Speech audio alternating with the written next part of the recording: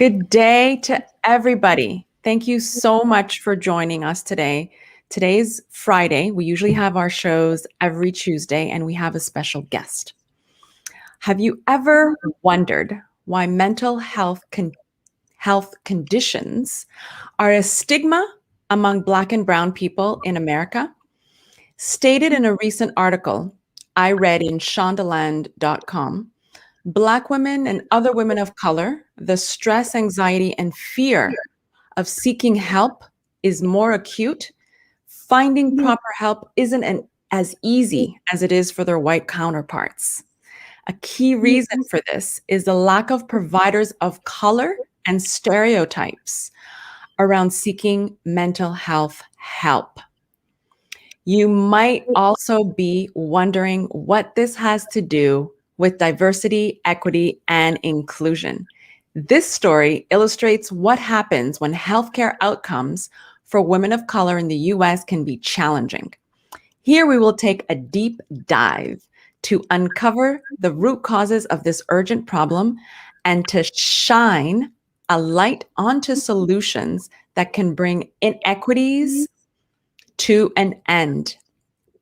My name is Rochelle Carrier, and I am a diversity, equity, and inclusion advocate. And for a living, I help thought-provoking leaders implement DEI plans in their workplace. And if you tune in, not only will you have better insight of our experiences, it will allow room for self-reflection. My personal share about mental health is while navigating systems and institutional structures in which entrenched disparities remain the status quo.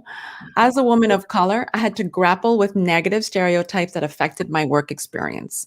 Did I seek therapy openly once I broke through those racial barriers that we as Black women have about mental health? Yes. And our special guest today is Dr. Aku. She's an acclaimed author, renowned workshop facilitator, and licensed clinical psychologist. She is a former president of the New York Association of Black Psychologists and a former board member of the Association of Black Psychologists. Dr. Aku specializes in helping professional Black women create and maintain inner peace.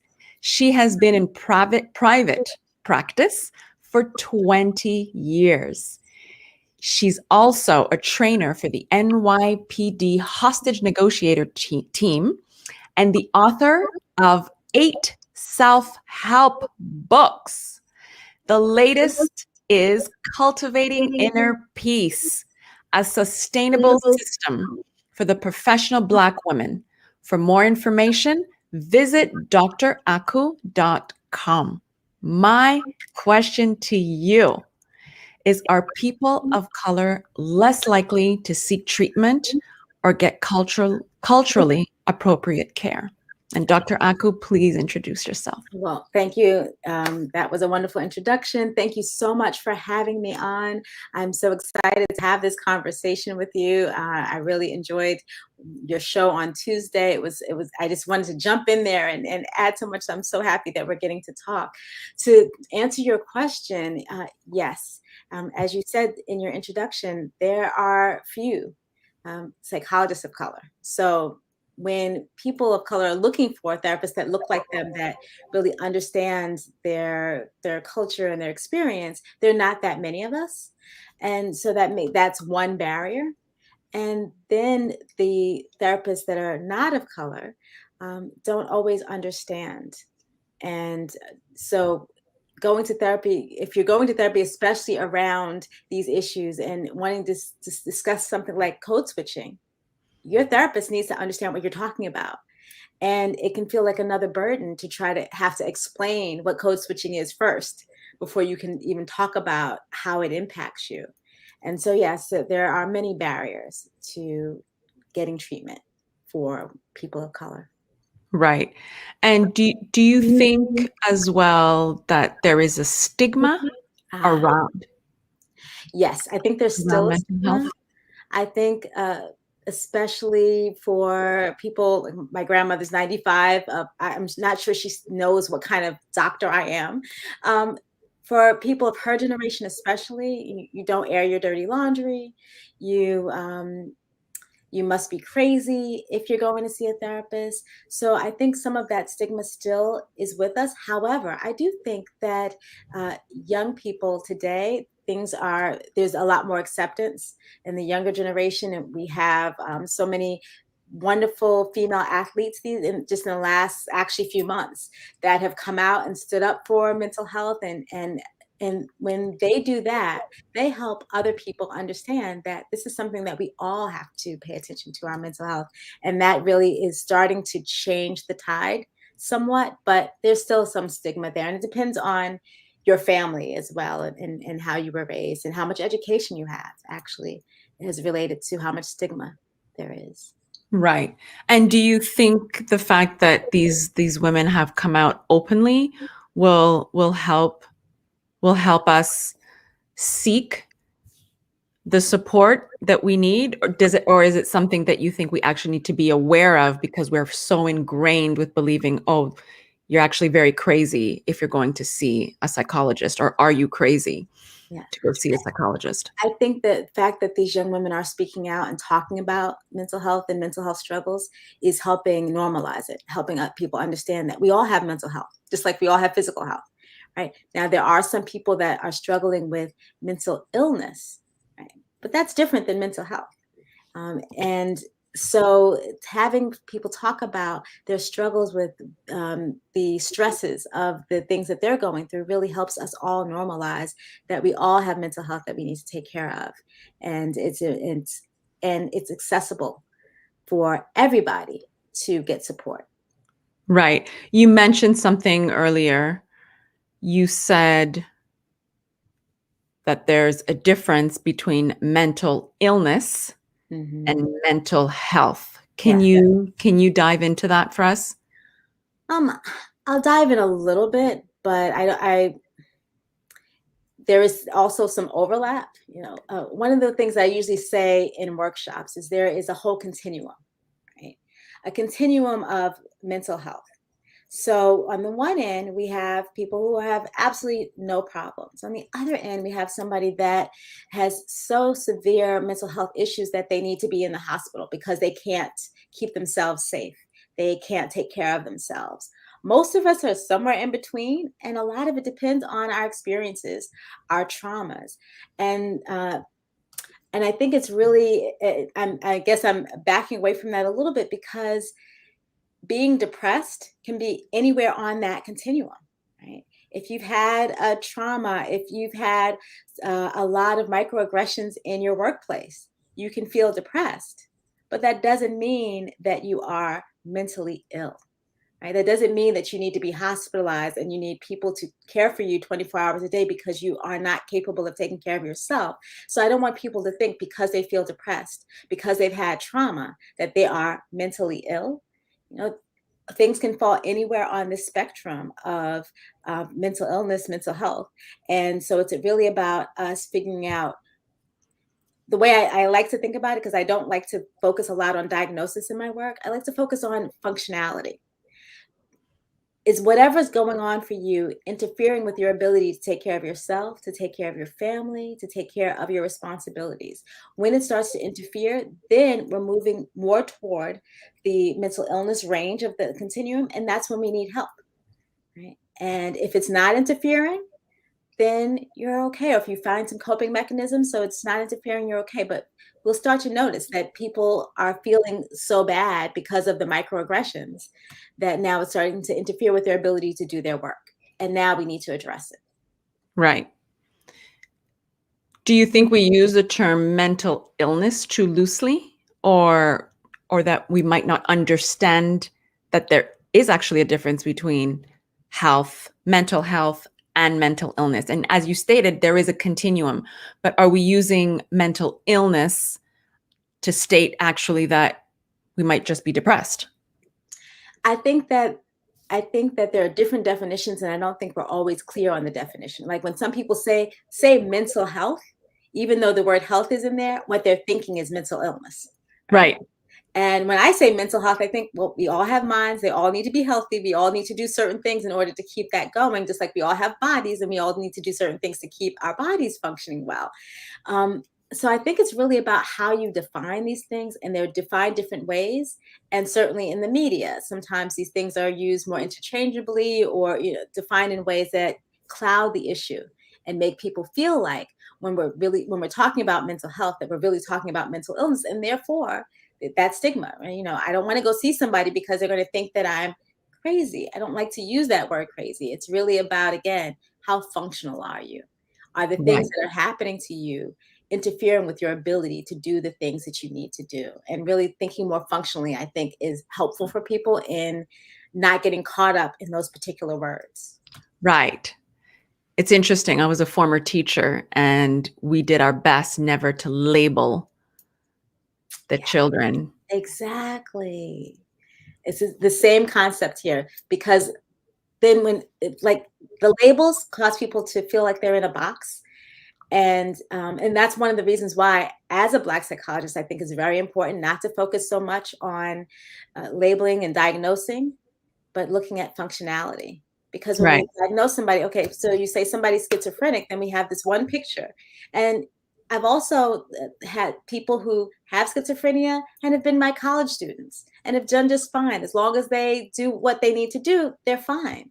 Right. But we get this one picture in our heads, and then we start to treat that person based on the picture, as opposed to if you talk about functional things and specific things, like with teaching, right? Is the student having difficulty reading? Or we could just label them as dyslexic, but that's different for every single person. So that's not as helpful as saying, looking at specifically why that child is having difficulty reading and then dealing with that. Right. So getting rid of the labels, you're saying, is would be able to change our mindsets. So at the end, when if we have like a paradigm shift, or we change our mindset around the words, then we'll be more open to seeking the support that we actually need, or being at least open to it. Yes. So, and this is probably for a later question, so feel free to stop me if I'm going too far afield. Go But ahead. I think the stigma, half of it is about the labels, but some of it is also about the care. When people have sought care, because there are so few therapists of color, so very often people have no other choice but to seek care from Caucasian therapists that don't understand or haven't done the training to understand cultural differences and those kinds of things. And then people come away frustrated because they're not getting the care that they need, or they feel like they can't fully talk about certain things, or sometimes their therapists are also having their microaggressions that they experience in the therapy because of the therapist not being culturally knowledgeable. So you have the people who don't want to get mental health care because of the stigmas, but then you have the people who've tried to get mental health care. And I have a lot of this. I can't tell you how many people come to me and say things like, well, I tried to see a therapist, and give me a whole list of all the things that didn't work for them. And so they've been hesitant Right. to try again. And so that's also an issue that the world needs to address in terms of providing culturally competent, culturally appropriate care. So does it further cultivate mistrust? Yes, it does. It does. And again, mistrust and hesitancy when somebody's finally got the courage to go and try, and then they try a therapist and it doesn't work. And I think another aspect, again, feel free if to rein me in if I'm going too far afield. But I think another problem is that so few people understand what happens in therapy. Right. Um, so many media portrayals of what I do are off base. And so people don't understand, and therapy is so private. It's just the client and myself. So nobody knows how I'm helping this person. So I think because of that, then people also don't know what to expect when they go to Right. therapy. They don't know what to ask when they're looking for a therapist, and they don't know that since so much of it is about the relationship, that sometimes you have to try more than one person until you find someone that you connect with. So they give up after the first time, and they're like, "Oh, that's not going to work for me," because they don't know any enough about Right. therapy and how to find a therapist, and they just decide, "Oh, that's not it," and don't try again. Right. You mentioned that I lost my train of thought, actually. There were so many good It- points. Yeah, You it's a yeah. hard field, I know. No, but there were so many good points. Actually, we'll go to a question. We'll go to the chat. Someone here, she says, it took me 5 months to find a Black woman therapist and a trauma informed one. Yes. Culturally appropriate care is so important. Yes, I totally agree with you. I am a trauma-informed therapist, and I know it's hard to find a Black therapist. And I'm saying this to any Black therapist that's listening right now. When people approach you, email, call, respond. Even if your response is, "I'm sorry, I don't have space."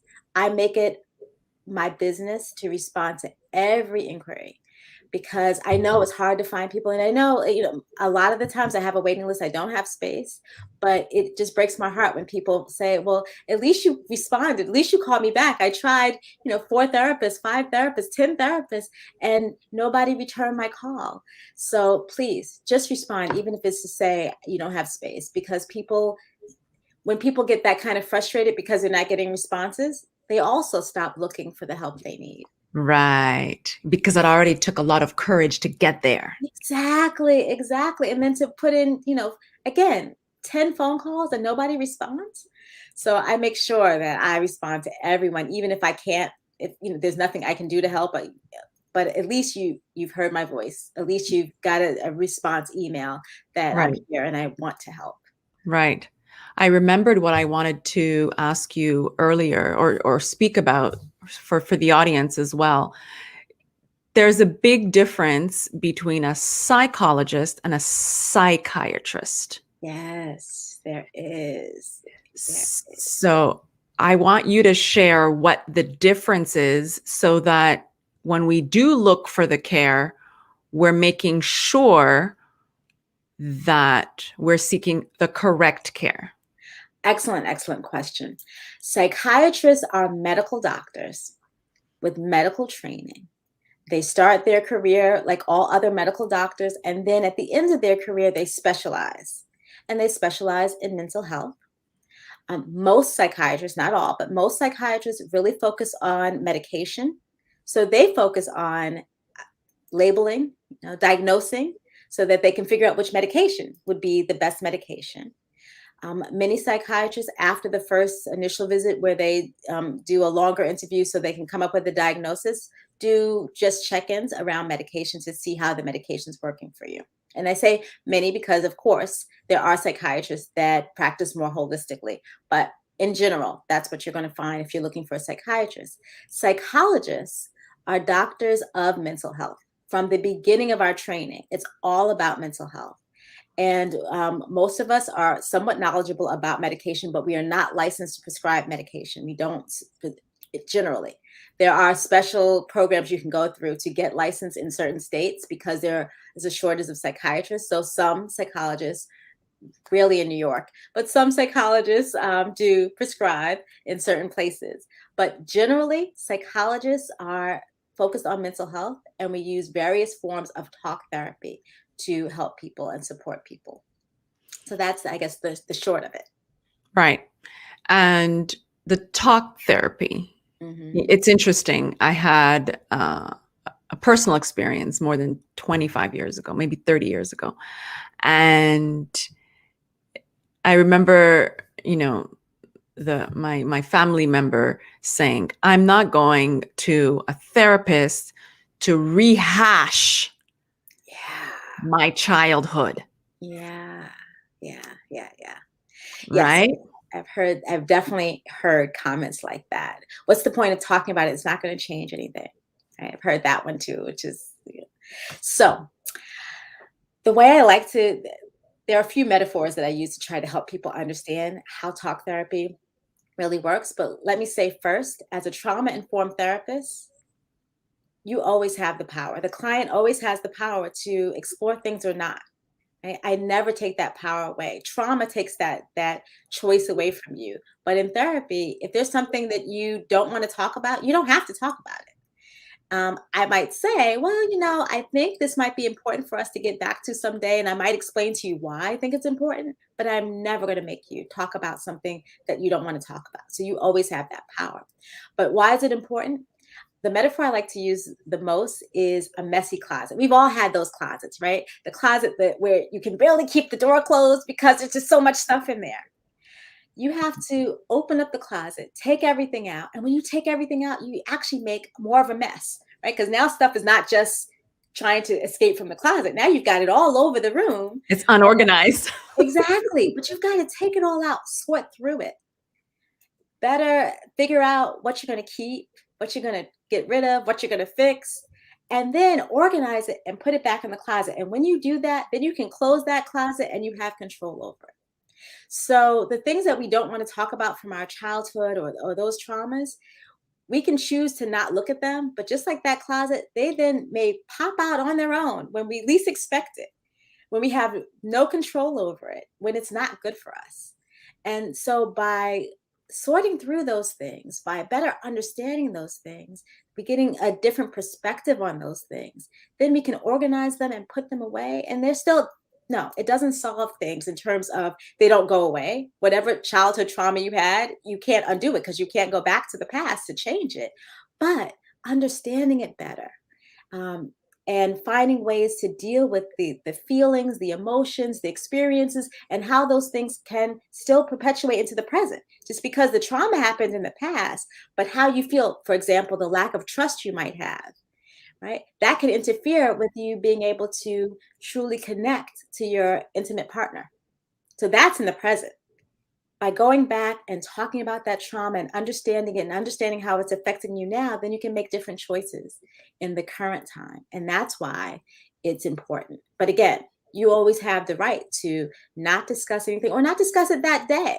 The other thing people always think is that when you go to therapy, it's always going to be talking about bad stuff and, hard stuff. I like to celebrate the good in therapy too. And Right. there's some days where, the client's in all of the great mood. We may not touch anything negative. We may spend the whole time celebrating and talking about good stuff because the client doesn't want to go into that negative space. And that's okay. We don't Right. do that every time. It's really based on what the person I'm working with needs. Right. I'm writing a few things down as you're speaking, and I have some questions that probably the audience has as well. Do you think that as children, when we don't know we're actually going through a trauma when we're young, but as we become adults, and you mentioned something about it coming out in relationships, do you believe that we are triggered Mm-hmm. in our present relationships of the trauma that has not been treated? I think often that is the case. Yes. And sometimes we're not even aware of it. Right? Right. We're not aware of why we respond this way. And so talking to somebody gives us an opportunity to become more self-aware, and having somebody help you understand the connections between things can help you figure out how you want to proceed forward. Right. Let's go back to race for a little second. Mhm. Do you believe that the constant dehumanization, oppression, and violence against us causes us to cultivate even more mistrust? Yes. And it's not just a belief, but some research, and I don't have the exact research before the pandemic. So we're talking before we all had to deal with what's going on now, um, indicated that 1/4 of the US population reports that they're experiencing extreme stress, Mm, but half of all Black women reported extreme stress. Okay. So half. half, yeah, half of us. And I know that some of that stress comes from dealing with microaggressions, dealing with the effects of code switching in a way that's not authentic to who you are, but because you feel you need to do that to fit into your work environment. So those kinds of things cause so much extra stress, and stress, extreme stress, is what leads to anxiety and depression, as well as physical ailments. Stress doesn't cause any physical ailment, but it exacerbates whatever else is going on with you, or whatever your body's areas of weakness are. So if you're already Mm. biologically prone to diabetes, stress is going to Exacerbate. exacerbate that, and that what you might be able to not have if you didn't have stress, it's going to cause you to have diabetes earlier, or if your numbers to not be as good. I work with a number of diabetics, and we talk about how their stress level affects their diabetic numbers, right? Not just the Mm. food they eat, but the stress they're experiencing. Mm. So yes, it leads to all of those things. Right. And, processing and dealing with layers of individual trauma on top of mass traumas. Yes. And, with the pandemic, which brings about, uncertainty, human loss, isolation, which you and I talked about, Hmm. grief and financial loss. Hmm. You know, does this also lead? I mean, it leads to further anxiety and further doubt and deeper depression when Yes, not dealt with. definitely. Do you think so? Mm. Oh, definitely. That when not dealt with, I think that's the key term you said there, is that if you don't find some healthy way to deal with it, then these things just get worse. And often the unhealthy ways that we cope, overeating, overspending, um, alcoholism, they then give temporary relief, but cause Mm. additional challenges. Interesting. So it numbs. So you think those are little band-aids that Numbs, distracts, right. feel better in the moment, but Mm, again, generally causes additional stresses. right. Someone says here, how can we get this conversation to happen in my state? I'm in Wisconsin, Madison. Ah, I don't know the answer to that question. I do know the Association of Black Psychologists is an international association, certainly all over the US. Right. And I think that each one of us has a part to play in starting these conversations, right? How can this conversation start in your state? Start with your family, start with your community.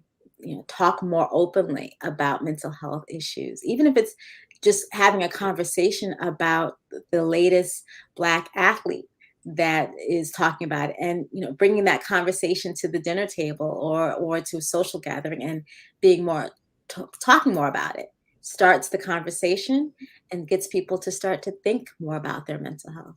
Mm.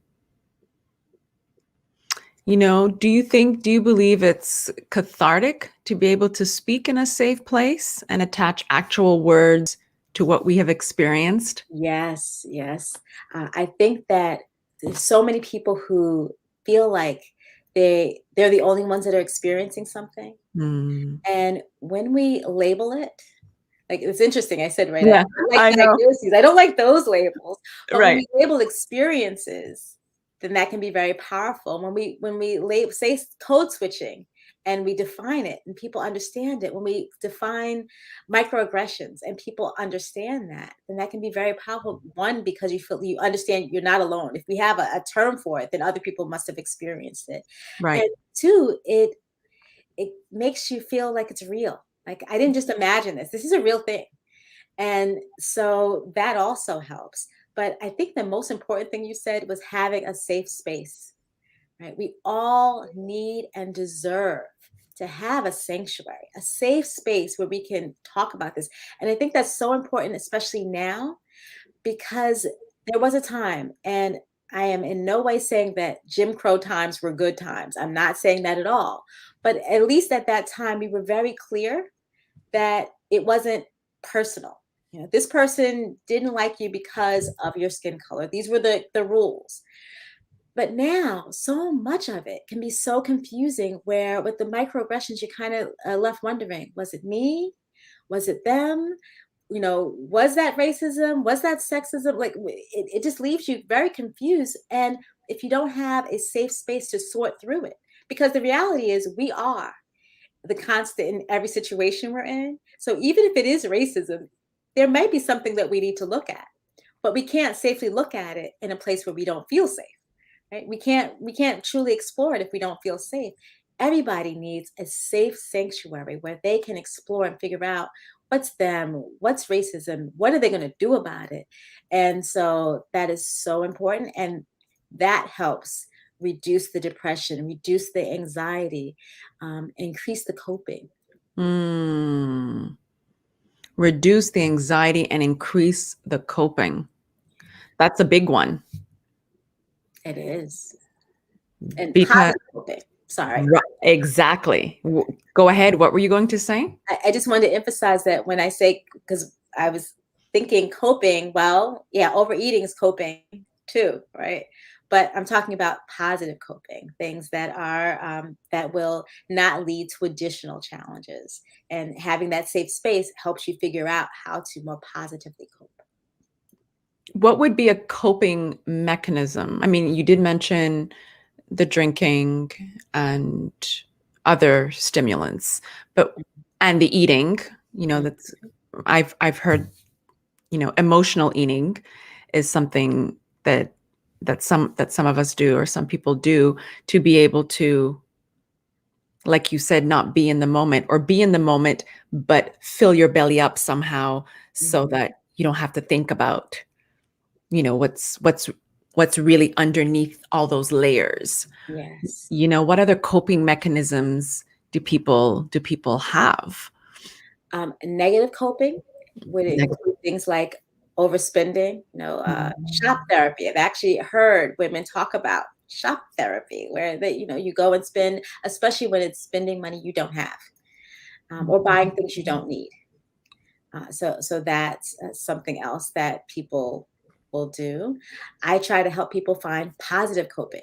Positive coping, like meditation, journaling, exercising. Those are things that you can do to help you deal with the stress, but are not going to cause additional challenges for you. Right. It's interesting. I probably mentioned this to you when we had our Zoom chat, and we were talking about it, and where a former employer that I worked at, a former school that I worked at, I remember, realizing how exhausted I was, barely able to walk from, like, literally the classroom to the restroom, because there was just so many layers of stress, and probably that I had probably internalized as well, but I felt it physically impact me. And it was a burnout, which I was not aware of. And when I actually had to take an Uber to where I was working, to put things together for the substitute teacher, because I knew that I was going to take time off. Yeah. And when a team member asked, "Do you need a lift, or do you need a drive home?" And I said, "No, I don't need a ride home. You're so." And then I said to her that she was busy. I said, "No, you're busy. You have your sons. You're going to basketball with one. The other one has soccer in this other place." And she looked at me. She said, "Girl, are you refusing my help?" And I thought, that's interesting. And then I said, I didn't realize I was doing that. And then on the drive home, she obviously she drove me home, and I said, "Why do you think?" And it was another Black woman. She said, and I asked her, I said, "Why do you think that we don't ask for help?" And she said, "Most Black women don't." No, we've been often trained, sometimes very consciously and mostly unconsciously, but from childhood. The strong Black woman, you don't ask for help. You get it all done. We've seen our mothers do it. The women in our community do it. We've been told, asking for help or taking time for yourself is selfish, and we internalize that so that we don't feel comfortable asking for help. But we're human. We all need help. Right. And I just had this conversation with somebody in a session last night, somebody who's also in the healing field, but is grieving and, needs help, and talking about why is it so hard for her to accept help.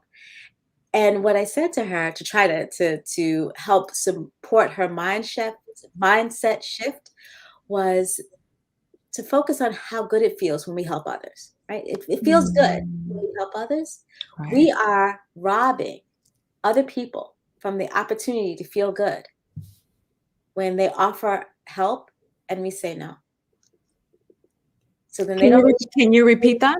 Yes, we are robbing other people of the opportunity to feel good when they offer us help and we say no. Because we know it feels good to help others. Right? It also, Right. so they get a chance to feel good when they help us. Right. Yeah. And I said that to try to help her because it was a way of her reconceptualizing this now as a way to help others, right? To get Right. help, to accept help is also helping others. But the Right. reality is that I get so much gratification from the work I do in helping others. Right? It feeds me too. I love helping people grow and find inner peace. Right? So I get something out of it that's more than just financial. Right? So that reminds me though that when my friends want to help me, I need to step back and let them so that they can feel good too. Right. Give them that space and yourself that space to receive. Exactly. Yeah. But we are not trained to do that. We are trained the opposite. Like that is our job to take care of everybody else and put ourselves last. Do you think that this pandemic, last night, I tried to remember what you said and it couldn't come to me, but I remember you said something, I mentioned something about the pandemic and, the social distancing. Oh, Right. yes. And how that was,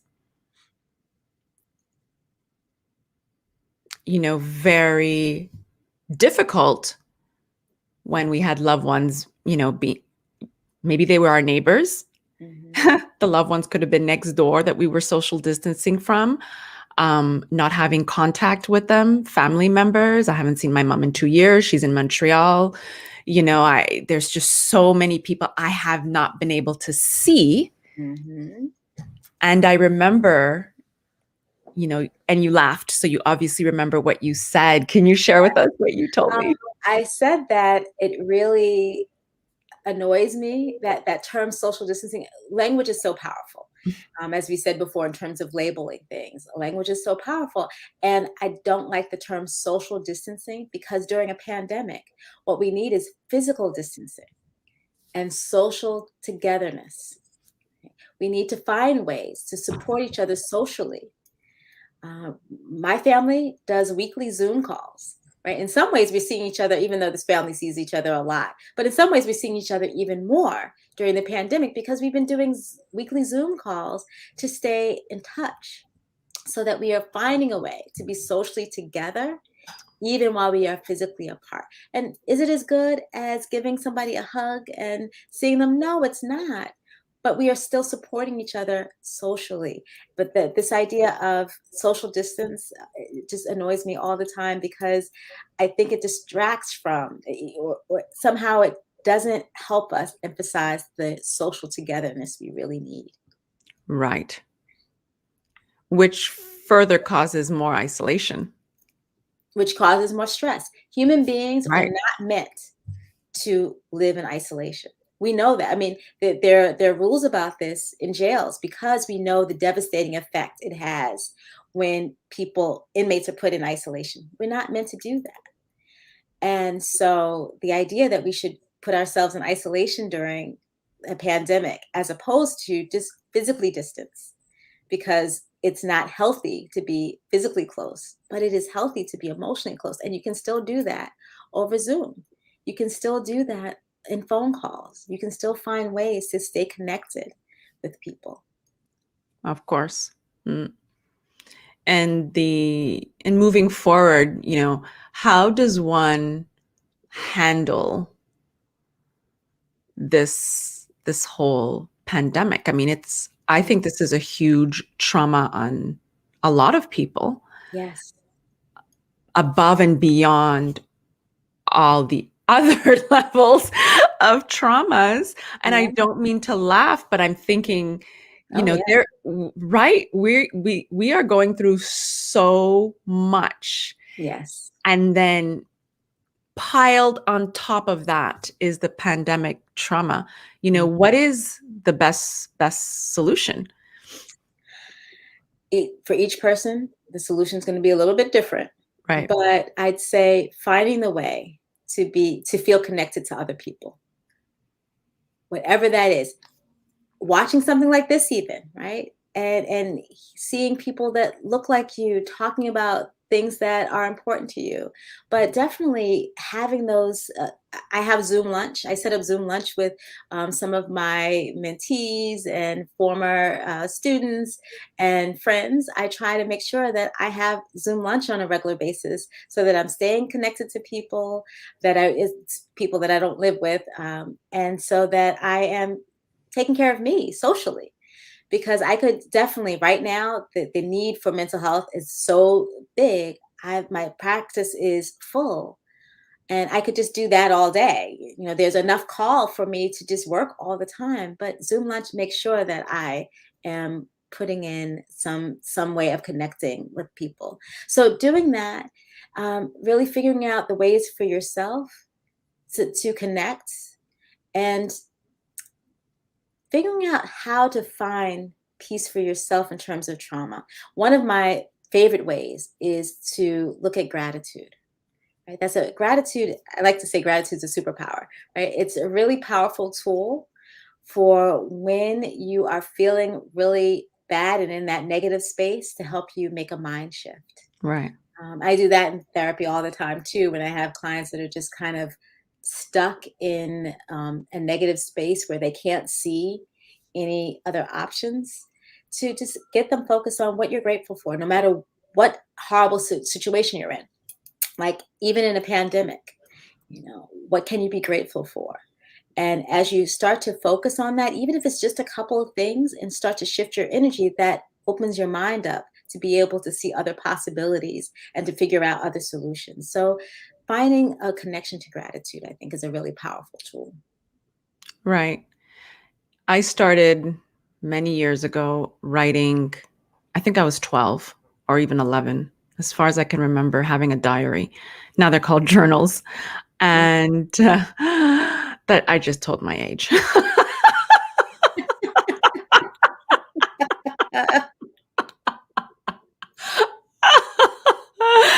Oh dear God. So now I find it very cathartic to be able to write in my journal. Mhm. I don't tend to look back. I used to when I was younger, and I'd look back, and then when I found myself looking back and then rehashing all the stuff.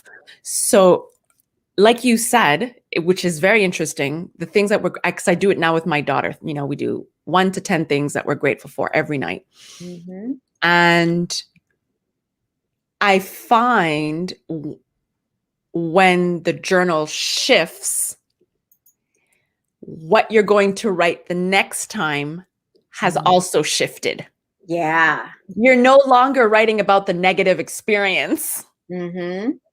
And then you're sifting and you're thinking, okay, so this is what I did, to flip around what happened the day before Mhm. so that I can have a better outcome. So it's training me to go through the obstacle.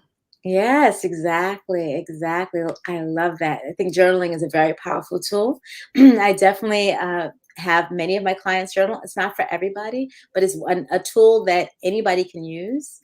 And paying attention to those things, those shifts, I often suggest that when people are journaling about difficult things, that they get it all out and then they try to end their journal entry with focusing on gratitude so that they can make that shift, so that they're not just feeling like they are complaining, because we all need to vent. Venting Of is course. different than complaining, right? um, What's the difference? what's the difference? I wrote about this in my last book. Complaining is you're holding on to this negative experience, and complaining usually requires to have an audience, right? So, those people, and we all know at least one or two people that are complainers, right? So they'll tell the same bad story to 10 different people so they can get this negative energy continuing to go.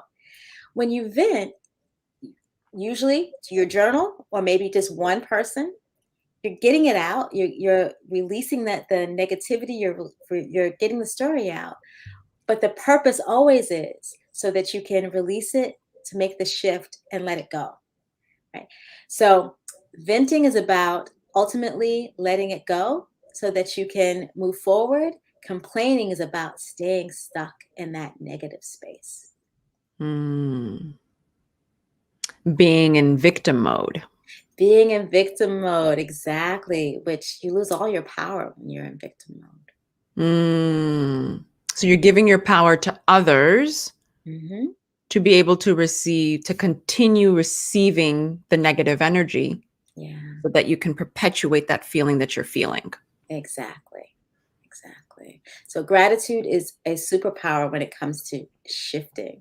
And Right. so again, if you're journaling to vent, to get it out, you end that journal entry with writing down, 3 to 5 things that you're grateful for about that situation. Like, the gratitude should be about whatever you're letting go of, because even if you're grateful for having your eyes open and realizing what situation you're in so that you can make different choices, uh, we can always find something to be grateful for. Right. Sometimes it takes some digging, some deep thought. It may not be very easy and obvious, but it's definitely very powerful. And like you, so actually, we started in the pandemic. Now, when my family sits down to dinner, we all do a gratitude share before we start eating.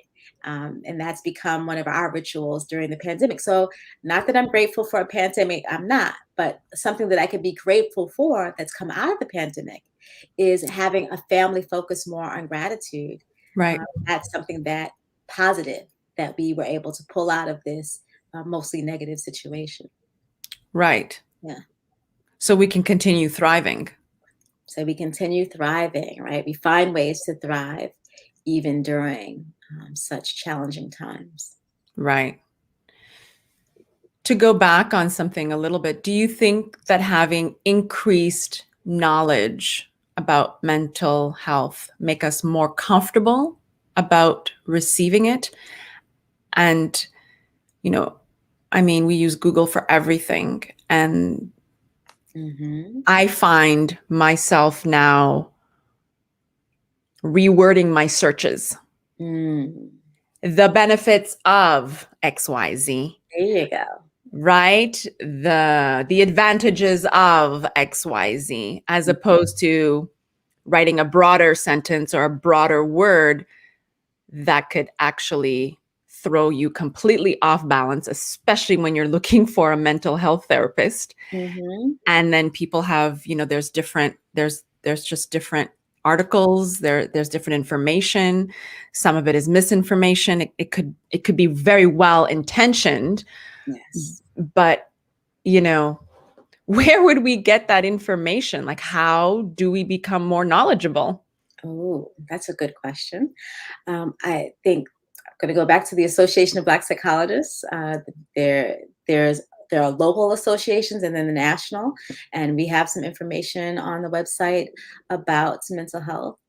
I definitely think you want to look for reputable, not just someone's opinion, but someone, I have a license, right? I have a license and a PhD. I've gone through a lot of school to talk about this. So you want to not just look for Joe Schmo's opinion, but for somebody that has some experience and has a license or education. But I think that going to organizations like the Association of Black Psychologists, where you know that this is going to be the focus, it's going to be around Black mental health and not just Right. mental health in general, will help you find tools and information that is specifically focused on you and your community. Right. That's exactly it. So somebody else mentioned early, it has to be culturally appropriate. Mhm. One of the things that I wanted to say, that I think this might be a good place to say it, is that I think it's important that people understand, when you're looking for a therapist, you are hiring somebody. Now, when you go if a job is hiring you, they interview you, right? They interview candidates and they ask a zillion questions, and then they decide who's the best candidate to try based on those questions. You have every right to interview your therapist, right, or potential therapists, to come up, and I usually do a 15-minute free consultation with people to see if we're a good fit, because so much of the work is about the relationship. And I just did one with someone, and I just loved it. She had a book, like she opened her book, she had her questions, and Ah, she jotted down my answers, and I thought, I want everybody to do this. right. And I know, because so many times when I do those 15-minute consultations, people are telling me like what their issue is. And I want to hear a little bit of that, so I know that I can provide you with help. But mostly I want you to ask me about my treatment approach, ask me about the kind of cultural understanding I have, so that you can figure out, because you're paying me. So just Absolutely. like you're hiring anybody else, then you need to figure out if I meet the standards of what you need. Right?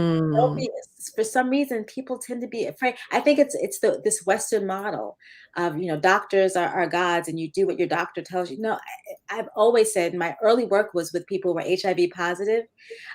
So I thought it's so important to partner with your doctor, because your doctor can't help you if you don't do what they tell you to do, and you're too scared to tell them to talk about it.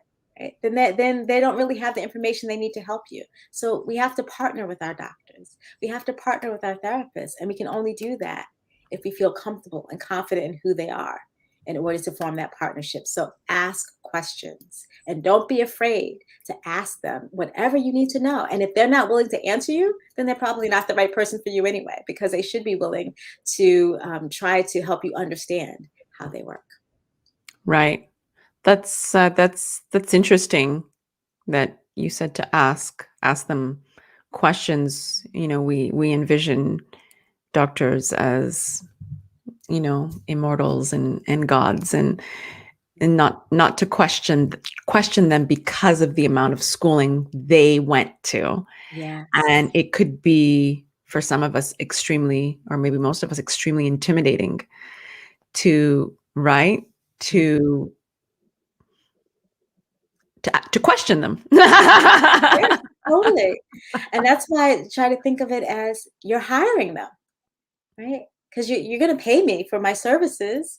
And if you're going to pay me, I want you to have some idea that you're going to get what you need. Right, So think of it that way, that you are interviewing, and so that you can hire somebody. Because if you were interviewing for anything else, if you're going to hire somebody to do anything else, you're going to ask them questions to right, make sure that they can provide the service. right. It's interesting you said that. And then, we'll flip the topic to self-care. Hmm. And in asking the questions, I remember I had a C-section uh, for my daughter, and it first big surgery of my life, Mm. and I had cue cards, of what I wanted to be done. Literally cue cards, Yep. how I wanted her to latch. I didn't want, I have certain opinions about vaccines. So I said, we're going to extend it a little bit longer, not to give it to the first day, because I Mhm. didn't know what my mental health was going to be like. Exactly. It was the first time I was doing this. Mm-hmm. And I had gestational hypertension. Mm-hmm. And so it was constantly fluctuating throughout, the life of the pregnancy. Mm-hmm. And I remember going into the doctor, and then I was 6 months pregnant, and then the doctor saying, we're going to perform a C-section Mm-hmm. at 6 months. And I had to go back home. Actually, I didn't have time to go back home, but he wanted me to make a decision that day because he was on call. Mm-hmm. And the interesting part when you're saying you have to have a conviction when you're coming in with your questions and not feel intimidated. Yes. So I remember doing a lot of research on, when the lungs were formed, when the brain was formed, when the eyes were formed. And my daughter's lungs weren't fully formed at 6 months. No. And I said that, and I said, this is based on the research that I've done. This is what this is the conclusion I'm coming to, and I'm not comfortable doing a C-section Mm-hmm. at this point. And he said, well, you have to sign a discharge agreement saying that you're waiving your rights to have, basically intimidating me. And then the question was, well, what do you do for a living? At the time I was teaching, and I said, I'm teaching severely handicapped children. And I've actually delegated all my work to them so they have responsibilities in the classroom. Mm-hmm. And he said, well, are you telling me that you are requesting such and such hospital to not take care of you? I said, well, it's not a question of not taking care of me. I said, I need to look out for myself. Right. Exactly. And Yes. it's exactly what you're saying. So there was, obviously a disagreement, but I had to hold true to my conviction. Yes. Although it was intimidating, I had to say, this is what I believe based on the research. I'm not doing this. And then eventually I gave birth at 43 weeks, Congratulations. Look at that. right. Yeah. Yeah. Yeah. So you have to be, I think in all, you have to be very strong in who you are, what you believe, and that it's okay not to have that doctor. Like you said, come with your questions. And if it doesn't resonate, it's all about having that connection. There was obviously no connection between him and I. Yeah. So right. That story is heartbreaking because It is. that Because must I'm have in a been vulnerable position. vulnerable and terrified. You need somebody to at the very least outline. These are the to explain everything, to outline your choices. They may have something that they prefer, but that was so disempowering to tell you you either have a C-section or get out and sign this form that says that you refuse care, because you weren't refusing care. You were just saying we need to look at other options here. What are all the options? And nobody was explaining that. That is so disempowering, so disempowering.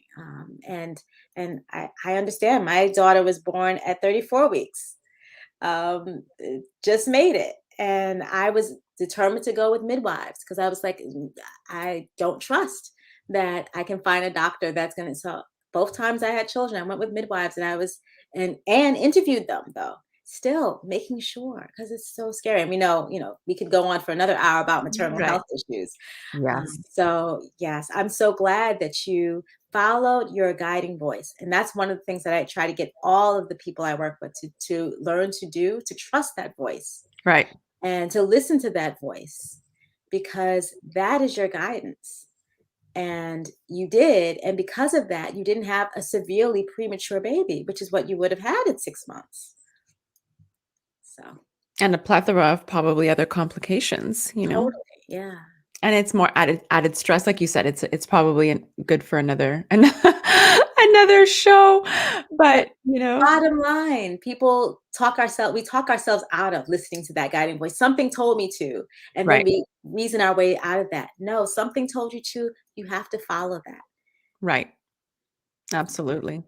And how would how would anyone be able to reach out to you? Is the website the best way? draku.com? draku.com. And there is a place where you can send me an email at draku.com. Yes. DRAKHU.com. Oh, I guess it's right there on the screen, isn't it? Yes, it's right there on the screen. It was so wonderful having this discussion with you. So my keynote is that while I try to limit my own bias as much as possible by interviewing only women I did not know and sticking to the same set of questions for ongoing interviews, it was impossible to completely remove my own personal experience from this discussion. And without it, I would have not been able to undertake it in the first place. So the continual theme surfaced that, if when we're looking for, a mental health therapist, and the takeaway would be to come prepared with your questions, to be able to tackle your own fears, and also to be able to put yourself in a position of power. Yes. Right? You have to be able to put yourself in a position of power, and all of it's going to be, everyone's going to have a different situation. But like she said, to be able to come with your questions prepared to see if the therapist actually resonates with you. Mm-hmm. So we need to recognize that we're not alone.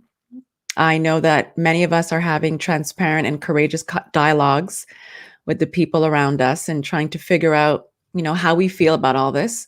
You must ponder that change starts with us. Like Dr. Aku said, the conversations need to start at home. And how you resolve these questions will be distinctive to you as women of color and of diverse backgrounds.